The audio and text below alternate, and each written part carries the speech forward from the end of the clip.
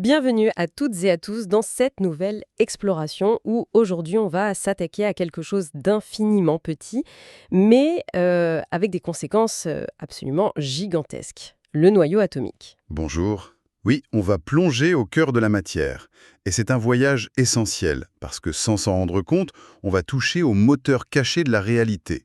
Le moteur caché, rien que ça? Bah oui, comprendre le noyau, c'est vraiment comprendre l'origine de presque toute l'énergie qui nous entoure. La lumière du soleil, les technologies qui ont changé le monde, tout part de là. Et pour nous guider, on s'appuie sur une source formidable, un texte de synthèse qui arrive à rendre ce sujet, qui est quand même très complexe, incroyablement accessible. Notre mission, si on veut, c'est de démystifier un peu tout ça. C'est ça, de voir ce qui se passe à cette échelle minuscule pour comprendre des choses énormes. Exactement. De l'énergie des étoiles jusqu'à la médecine moderne. Alors, prête à regarder sous le capot de la matière. Allons-y, c'est moins compliqué qu'il n'y paraît, mais c'est bien plus étrange qu'on ne l'imagine. Bon, alors commençons par le tout début. La physique nucléaire, c'est quoi exactement? Alors, la définition, en apparence, elle est simple. C'est la branche de la physique qui étudie le noyau de l'atome, sa structure, ses réactions. D'accord. Mais cette petite phrase, elle cache un univers entier qui a commencé à s'ouvrir au début du XXe siècle. Il faut s'imaginer qu'avant, on voyait l'atome comme une sorte de pudding, une bouillie positive avec des électrons dedans. L'image est, disons, peu flatteuse. Qu'est-ce qui a changé cette vision? Une expérience magnifique menée en 1911 par Ernest Rutherford. Ah oui, la fameuse feuille d'or. Exactement. Il bombarde une très fine feuille d'or avec des particules. Et, logiquement, il s'attend à ce que tout passe à travers, sans problème. Mhm. Mais là, surprise totale.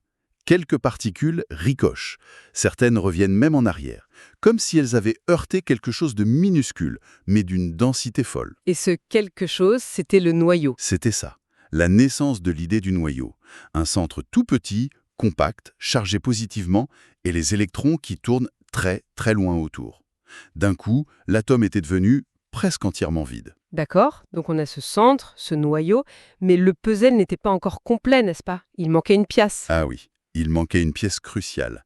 Et on l'a trouvée bien plus tard, seulement en 1932, avec James Chadwick. C'est le neutron. Le neutron, pourquoi était-il si important?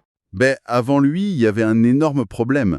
Le noyau était beaucoup, beaucoup plus lourd que le total des protons qu'on y comptait. La masse ne collait pas. Ah, d'accord. Le neutron, qui a presque la même masse que le proton mais pas de charge électrique, c'était la réponse. Mais ce n'est pas tout. Sa découverte, ça a été la clé pour comprendre comment le noyau pouvait tenir. Et surtout, comment on pouvait le manipuler. Le manipuler? C'est-à-dire? Pensez-y, pour toucher un noyau, vous ne pouvez pas envoyer un proton, qui est positif. Il va être repoussé. Logique. Le neutron, lui, il est neutre. C'est le projectile parfait. Il peut s'approcher, entrer dans le noyau sans être dévié.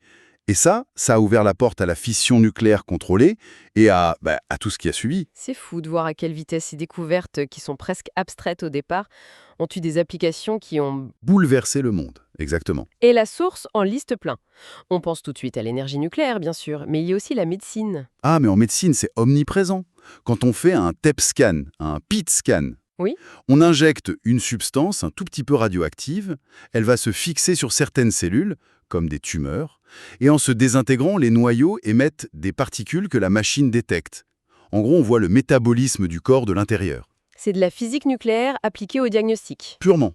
Sans même parler de la radiothérapie, qui utilise des rayonnements pour détruire des cellules cancéreuses. C'est partout. C'est vertigineux. Donc, une fois qu'on a eu la liste des ingrédients, protons et neutrons, l'étape suivante, c'était de comprendre la recette, j'imagine. C'est ça. Comment tout ça est assemblé? Les habitants, on les appelle les nucléons. D'un côté, les protons, charge positive, de l'autre, les neutrons, neutres. Et l'identité d'un atome, ce qui fait que le carbone est du carbone, c'est le nombre de protons. C'est bien ça, hein? C'est uniquement ça. Ce chiffre, le nombre de protons, on l'appelle Z, le numéro atomique. C'est son empreinte digitale. 6 protons, c'est toujours du carbone, 26, c'est toujours du fer. Point. D'accord. Et le nombre total, protons plus neutrons. Ça, c'est le nombre de masses, noté A. Et c'est là qu'on arrive à une notion super importante, les isotopes. Ah oui, les isotopes. C'est quand un même élément peut avoir différentes versions de lui-même. C'est une excellente façon de le dire. Prenez le carbone, Z égale 6. Sa version la plus courante, c'est le carbone 12. 6 protons, 6 neutrons. Le compte est bon. L'équilibre le rend instable, radioactif. Ah, et c'est cette instabilité qu'on utilise comme une horloge. Précisément. Comme il se désintègre à un rythme qu'on connaît parfaitement, on peut dater des objets anciens. Attendez, ça soulève la question qui me brûle les lèvres depuis tout à l'heure. Je vous écoute. Vous décrivez une sphère minuscule remplie de protons qui sont tous positifs.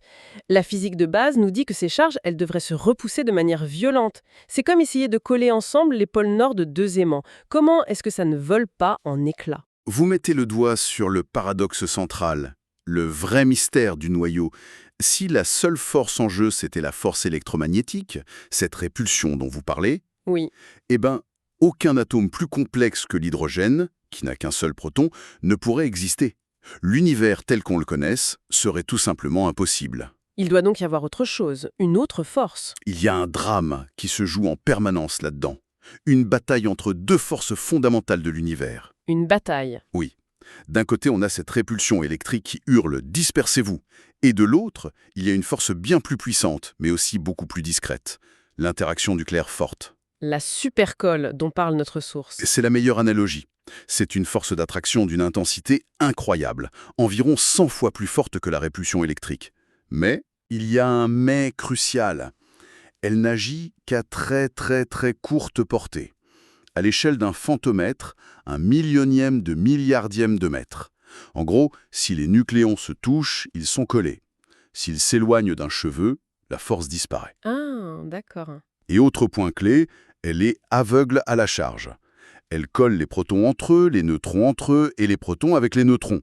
Tout le monde. Et c'est là que le rôle des neutrons devient limpide. Ils n'ajoutent pas de répulsion électrique vu qu'ils sont neutres, C'est ça. mais ils ajoutent de la colle forte. Ils agissent comme des médiateurs en fait, des pacificateurs. Précisément. Il dilue la répulsion des protons et en même temps, il renforce la cohésion de l'ensemble. La stabilité d'un noyau, c'est donc une question d'équilibre, un compromis hyper délicat. Et cet équilibre change en fonction de la taille du noyau, j'imagine. Tout à fait. Pour les petits noyaux, comme le carbone 12, un ratio de 1 neutron pour un proton, ça marche bien. Mais plus le noyau grossit, plus il y a de protons, et plus la répulsion électrique qui agit à plus grande distance devient problématique. Donc il faut plus de pacificateurs. Il faut proportionnellement plus de neutrons pour maintenir la paix. C'est pour ça qu'un noyau très lourd, comme l'uranium-238, il a 92 protons, mais 146 neutrons. Le ratio est bien plus élevé. Et même avec ça, l'équilibre reste précaire. Et j'imagine que cet équilibre, cette lutte entre les forces, ça doit avoir des conséquences énergétiques colossales. C'est ce qui nous amène à l'énergie de liaison. On arrive au cœur du réacteur, si j'ose dire. L'énergie de liaison, c'est l'énergie qu'il faudrait fournir pour démonter un noyau, pour arracher un par un tous ces nucléons et les séparer. Donc, plus cette énergie est grande, plus le noyau était solide au départ. Exactement. C'est comme une construction en Lego. Plus elle est difficile à démolir, plus elle était stable. Une grande énergie de liaison, ça veut dire un noyau très stable. D'accord. Et comment on peut comparer la stabilité des différents atomes entre eux? Est-ce qu'il y a un champion du monde de la stabilité? Il y en a un, oui.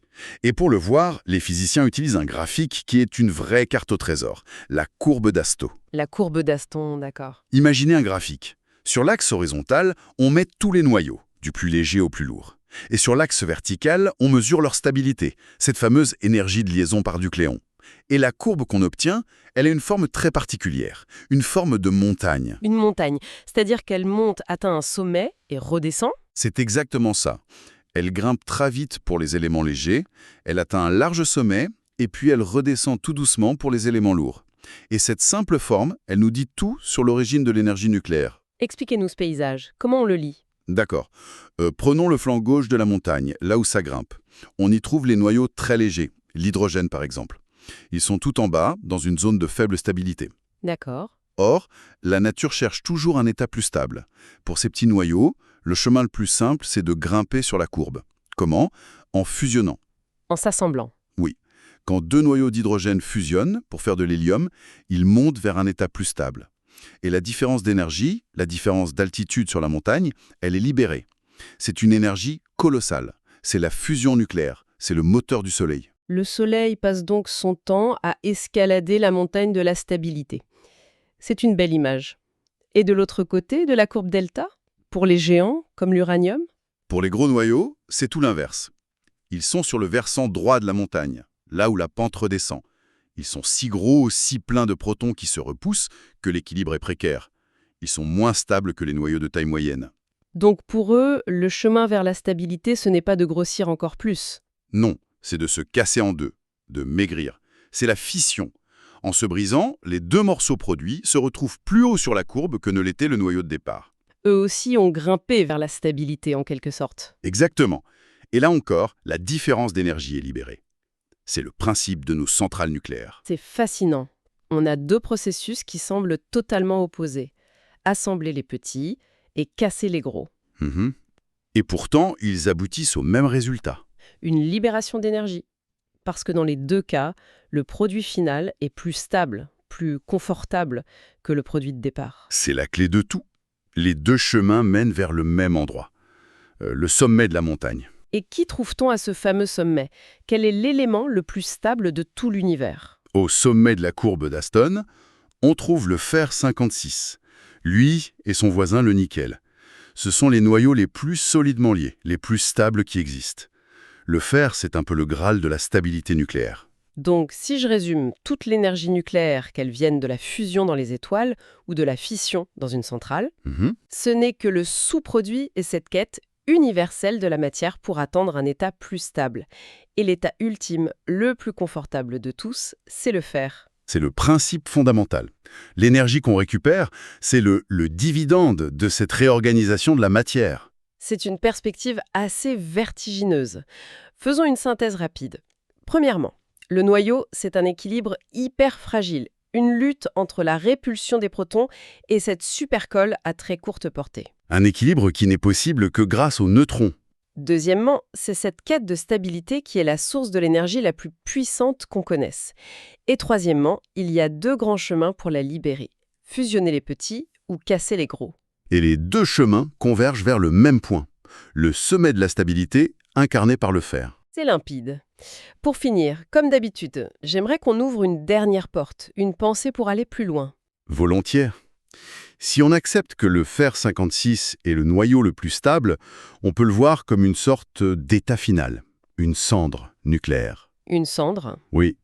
Et là, ça nous ramène à l'astrophysique. Les étoiles massives passent leur vie à forger des éléments par fusion. Elles partent de l'hydrogène, elles escaladent la courbe d'Astol, mais quand elles commencent à produire du fer dans leur cœur, c'est le début de la fin. Pourquoi? Parce que la fusion du fer ne produit plus d'énergie. Au contraire, elle en consomme. L'étoile n'a plus de carburant, son moteur s'arrête, le cœur s'effondre sur lui-même et l'étoile explose en supernova. Le fer est donc à la fois le summum de la stabilité et une impasse énergétique pour les étoiles. Exactement. Et ça soulève une question fascinante sur le temps long. Le temps cosmique. Si la tendance inévitable de la matière dictée par ses lois est de se transformer pour se rapprocher de l'état du fer, l'état de stabilité maximale. Oui. Que cela nous dit-il sur le destin à très, très long terme de l'univers lui-même? Sommes-nous condamnés, dans des milliers de milliards d'années, à un univers froid, où toute la matière se serait lentement, mais sûrement, transformée en la chose la plus stable qui soit, des sphères de fer inertes?